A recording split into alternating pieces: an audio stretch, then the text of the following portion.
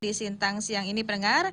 Silakan kami juga mengundang Anda bergabung di 0565244777 atau melalui WhatsApp Pro 1 Sintang. Dan pendengar, kita akan menyapa terlebih dahulu. Ada satu narasumber kita yang sudah hadir di studio kita di Sintang siang ini. Ada Pak Ari Agustian, betul ya Pak ya? Siap, benar Mbak Elin. Benar. Panggilan sehari-harinya apa Pak? Ari. Ari saja. Baik, Pak Ari ini sebagai Kepala Bagian Penjamin Manfaat dan Utilisasi. Utilisasi BPJS Kesehatan Sintang. Nah, kalau di sini kan ada bahasa Kepala Bagian Penjamin Manfaat. Nah, itu seperti apa Pak? Boleh tahu? Baik. Kami dari BPJS Kesehatan, salah satu bagiannya itu ada bagian penjaminan manfaat dan utilisasi. Jadi kami di bagian PMU ini berfokus pada penjaminan pelayanan kesehatan, baik itu di fasilitas kesehatan tingkat pertama dan juga pengendalian mutu dan pengendalian biayanya. Baik, Pak boleh tahu tidak? Ini kan mungkin tidak semua pendengar kita mengerti begitu ya. Tadi di akhir Bapak menyebutkan apa tadi? Bagian primer dan rujukan. Nah, rujukan. Nah, itu apa bedanya? Kalau di bagian primer itu seperti itu tempat sarana pelayanan kesehatan yang berfokus pada pelayanan di tingkat primer saja, yang mana di situ fokusnya kepada terutama ya untuk kompetensi dokter umum yang ada di situ, dan itu terdiri dari puskesmas, klinik, dan juga dokter pelayanan primer baik itu dokter umum ataupun dokter gigi. Nah, sementara kalau untuk yang rujukan itu tipenya sudah pelayanan yang sifatnya sudah spesialistik. Nah, kalau yang primer itu sifatnya dasar. Nah, sementara kalau yang rujukan itu sudah yang lanjutan, jadi dilayani oleh dokter-dokter spesialis yang ada di fasilitas kesehatan tersebut. Oke, baik. Terima kasih Pak Ari untuk penjelasannya. Nah, satu lagi tadi disebutkan bahwa ada tingkat 1. Apakah ini ada tingkatannya Pak Ari? Ya, itu tadi. Kalau yang primer itu di tingkat 1. Nah, kalau untuk yang lanjutan itu biasanya ada tingkat 2, 3, dan 4. Nah, itu tergantung dari sarana dan juga sumber daya manusia yang ada di fasilitas kesehatan tersebut. Baik. Terima kasih Pak Ari. Nah, sesuai dengan tema kita tadi juga dikatakan bahwa validasi biometrik ya Pak Ari, betul ya? Betul. Nah, kalau boleh tahu ini apa ini Pak, validasi biometrik ini? Baik, validasi biometrik ini merupakan upaya dari salah satu upaya dari program jaminan kesehatan nasional yang mana ditujukan untuk peningkatan mutu layanan kepada peserta dan sebagai upaya juga dalam menjamin keakuratan pemberian pelayanan kesehatan kepada peserta yang benar-benar berhak. Gitu, Mbak. Baik, yang benar-benar berhak ya. Betul. Pak ya. Baik, kalau Pak Ari melihat peserta yang benar-benar berhak, ini melihatnya dari data apa Pak Ari? Yang jelas dari peserta yang sudah terdaftar dan sudah aktif, dalam arti sudah rutin membayar iuran, jadi terdaftar dan aktif. Jadi peserta-peserta tersebut kami jaga agar kartu, apalagi zaman sekarang kan banyak penyalahgunaan kartu ya Mbak ya. Jangan sampai ada kartu yang nomornya tersebar atau NIK-nya yang sudah tersebar. Nah, itu disalahgunakan oleh pihak-pihak tertentu dalam mengakses pelayanan kesehatan. Sehingga datang hanya dengan bermodalkan kartu yang dapat mungkin tercecer di jalan atau terfotokopi atau dapat dari media sosial dan lain-lainnya lalu digunakan. Nah, ini kita jaga validasinya dan keakuratannya dengan menggunakan validasi biometrik tadi, Mbak. Baik. Nah, jadi pendengar mungkin kalau ada yang bertanya apa itu validasi biometrik. Nah, tadi sudah terjawab oleh Pak Ari di siang hari ini. Dan Pak Ari, mengapa BPJS Kesehatan ini mulai menerapkannya? Betul.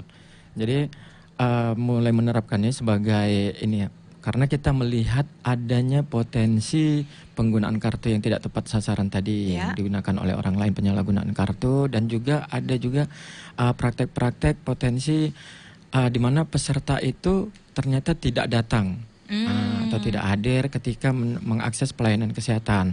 Yang mana kita khawatir ketika tidak mengakses seperti itu pastinya ada penurunan kualitas pelayanan. Ya, kalau untuk pelayanan kesehatan itu kan dokter di mana-mana sebaiknya itu kan ketemu langsung. dengan pesertanya ataupun dengan pasiennya, sehingga dapat melihat bagaimana kondisi realnya secara real time, up to date-nya seperti apa, apakah nanti ada perubahan diagnosa ataupun perubahan terapi atau bahkan perubahan dosis, itu bisa dipertimbangkan jika ketemu langsung. Nah, sementara kalau tidak ketemu langsung, itu kan menyebabkan ada miss di situ. Nah, dikhawatirkan seperti itu. Lalu kalau untuk kekhawatiran ataupun potensi peserta yang penyalahgunaan kartu mungkin digunakan oleh keluarganya atau orang lain mendapatkan kartunya dan lain-lain, ini juga sudah pernah kita temukan. Baik, di Sintang?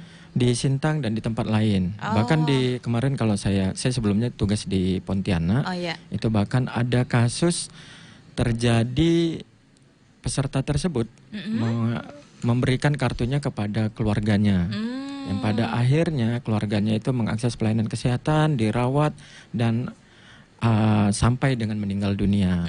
Nah, ini kan pada akhirnya merugikan yang punya kartu tersebut. Nah, di situ, terjadinya ketahuannya itu pada saat yang punya peserta itu yang punya kartu aslinya mau mengakses pelayanan itu tidak bisa lagi. Karena kartunya sudah langsung nonaktif karena dianggap pesertanya sudah meninggal dunia. Nah, dari kasus itulah jadi peserta tersebut pun akhirnya merasa dirugikan sendiri, tidak dapat menggunakan program JKN. Nah, setelah kami telusuri barulah didapatkan pengakuan bahwa itu memang digunakan oleh tetangganya ataupun keluarganya yang lain. Ya, pada akhirnya di situ kita usut karena ini kecurangan, ya kita usut kerugiannya dari sisi rumah sakitnya berapa, dari sisi BPJS-nya berapa. Pada akhirnya peserta tersebut harus mengganti rugi. Gitu. Baik. Tapi kalau misalnya untuk kartu BPJS, bukannya kalau keluarga satu keluarga harus terdaftar ya? Benar, satu keluarga harus terdaftar. Nah, pada kasus tersebut keluarganya itu belum mendaftarkan sama sekali. Nah, keluarga yang lain ya itu udah sepupu atau keponakan, nah itu belum mendaftarkan sama sekali.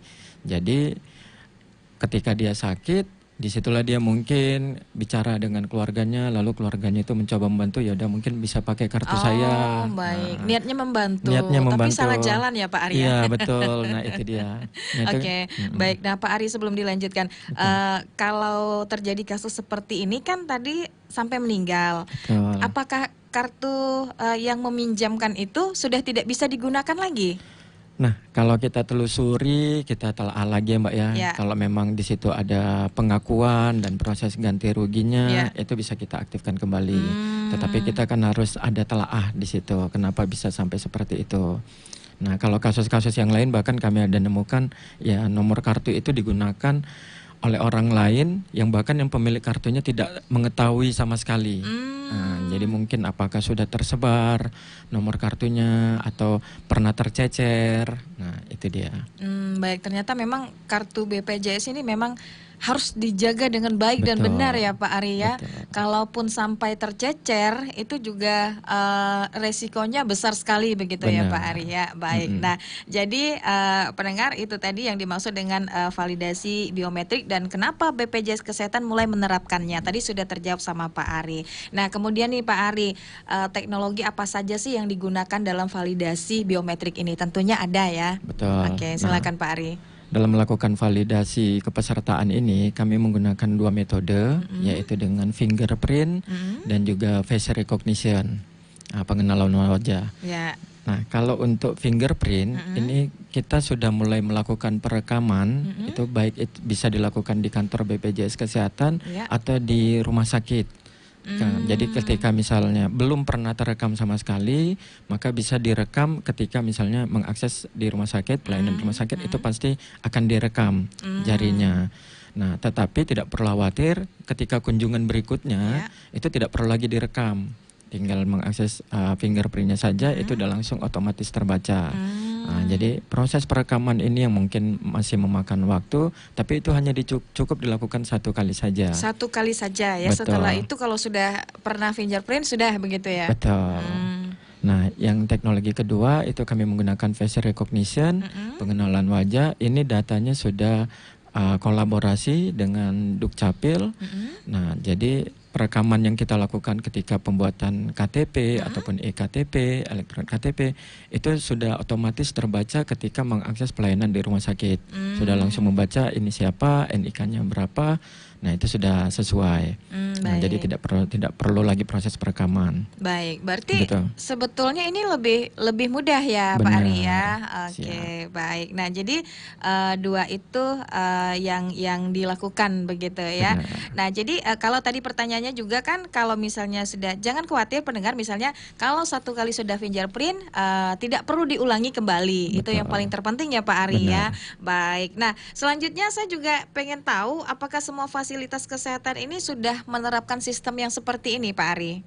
Nah, kalau untuk sampai dengan saat ini kita masih berfokus untuk pelayanan di fasilitas kesehatan tingkat lanjutan, baik ya, terutama di rumah sakit ya, Mbak ya. Nah, kalau kedepannya sistem ini akan kita terapkan juga di seluruh fasilitas kesehatan, termasuk di tingkat primer. Gitu. Baik. BPJS Kesehatan.